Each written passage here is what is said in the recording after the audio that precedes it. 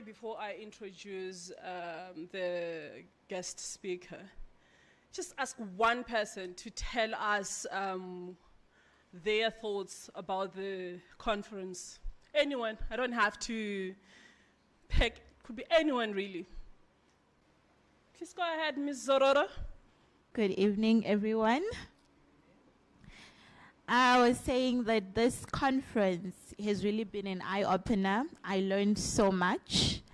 I think it's very important that we have this type of conferences where everyone is involved, where we have students being involved, we have people from lower spaces, we have people from higher up, so that even when we come and we sit down, we listen, we are not only listening from views of people who already have done so much research, we're also listening from views of people on our level who are trying to embark this journey just as we are.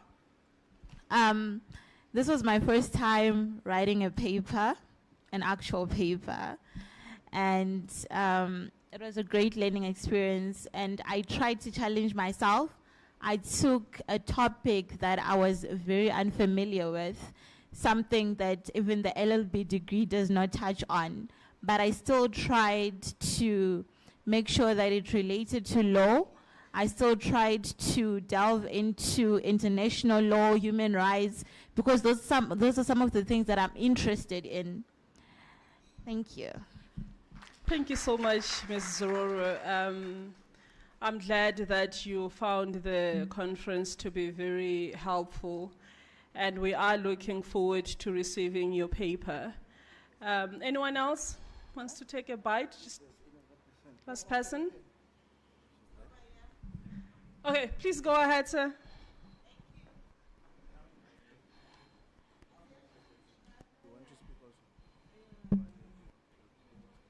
Sanbonani. Sanbonani. Yeah. I am Utembisile Mahua. My supervisor, no, share a few words. I was here the first day, and I think the second, and one thing that really stood out for me that was very important was the two different sessions. I believe that they gave more meaning to everyone that was there, in a way where it was separated in between junior researchers and senior researchers. This made it more relevant to the person that is attending, whether virtually or physically. This meant the actual harnessing of skills from a person that is actually starting researching, that is actually going, that still has to look at everything that is actually needed when you have to research. So it was a very, very peculiar thing for me that I really loved and appreciated from this conference. Of course, the papers have been very interesting. I was able to join virtually when I was not here, which was earlier today. So it was very interesting. We really encourage, especially in these fields, I think as Mr. Timbani had said, that we do not see these in our communities, and we really need to see more of this. So thank you. Yeah, thank you. Thank you so much, Ms. Mahua. Good day. We are joined here by Katleho, one of the students of a high school. She's here. She has joined us in APGroN conference today. So Katleho, please tell us, what have you learned about the law in general? Anything that you have learned in this conference that you would wish to take home and you would wish to share to the community at large? Which laws do you think that need to be improved in South Africa? Good day, everyone. Well, my name is Katleho and I'm in grade 9 at Butibotsebo Secondary School. What I learned today is that law is really broad, and that the law that I think really needs to improve, right? Yes. It's crime really. We need to improve. I think if we come together as lawyers, we could actually, and other law enforcers, we could really come up with a strategy, I would say, for one, yes, to really improve our country Yes. as a whole. Yes, thank you very much. I heard that you think, or your vision is that we need to improve the legal fraternity in terms of crime. The crime rate Yes. is too high. It's too And one of high. the speakers today spoke about child's rights and the protection of children. Yes. Do you think that there is a close link between the crime and children, and how children get affected by the crime? Maybe perhaps you can use a case study of where you come from. Do children get affected by crime such as rape, murder, and all that? And how do you think that the law, because of you are saying that what I pick up is that we need to improve the crime, the criminal law part, in Yes. order how to punish the perpetrators. Maybe perhaps correctional service is not the best mechanism. Maybe taking people to jail is not the best way to Deal with the mitigate, to situation. deal with the situation. So how do you think that as a community can we deal with crimes that are affecting children? And which crime do you think that mostly affect children? And if you were to be a judge today, how would you deal with such scenarios? Okay, firstly, I would like to answer the first question you asked about Okay. how does crime affect the children like in our community. Yes.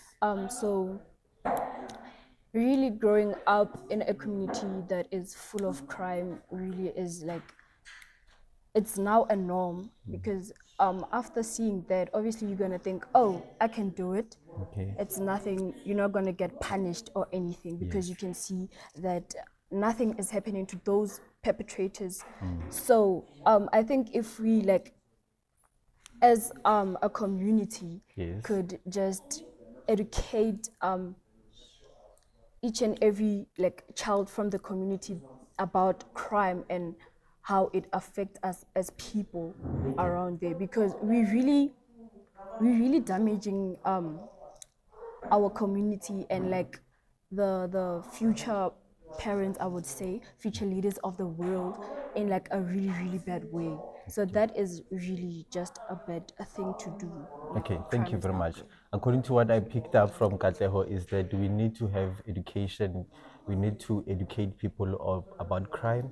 We need to educate young learners in high school, primary school about gangsterism, because of I believe that in a community where there's crime, there's some form of gangsterism, and gangsterism works in a way that they recruit. So as they recruit people, it means that the group becomes more large, and as the gangs becomes large, they will break into parts, and the other part will also recruit, and it will grow, and it will be a community of gangsterism, and a community of gangsterism will be a community of crime. So what I've learned is that we need to educate people about gangsterism and about the prevention of gangsterism. Perhaps maybe one of the mechanisms to use is to have activities for young people that will keep them busy rather than keeping them in the streets doing nothing and roaming around and learning crime. Thank you very much for your attention. Amit Karab, I'm just going to ask him a few questions of what he thinks of day 2 of the event. How are you today? I'm good, and you? And did you learn anything exciting, and what do you want to improve or see the organization improving on going forward? I learned so much today. Okay. It was an interesting event. So I see myself a good lawyer. That's good. That's good. And I want to attend this university. So you're going to come here? Yes. Okay. I come here, and I want to be a criminal lawyer. Okay. And then do you see any laws changing in the near future, and which you want to see to be? Yes. Okay. I want to be, if I will change, I want to be divorce lawyer. Okay, that's good. You can hear that we have new lawyers coming up, radical thinkers, and we hope the future is going to turn out bright. Thank you. Good evening, everyone. The conference, actually, I will say it was sort of a camp where we learned how to present, because some of us, we never presented, but it took out fear, and it took out the fact that on the course that we are doing, we're focusing on finding jobs, not focusing on being the academics. But yeah, I find something in myself where I can say that I can be an academia. Thank you. Thank you so much. It looks like the university of the country has done it.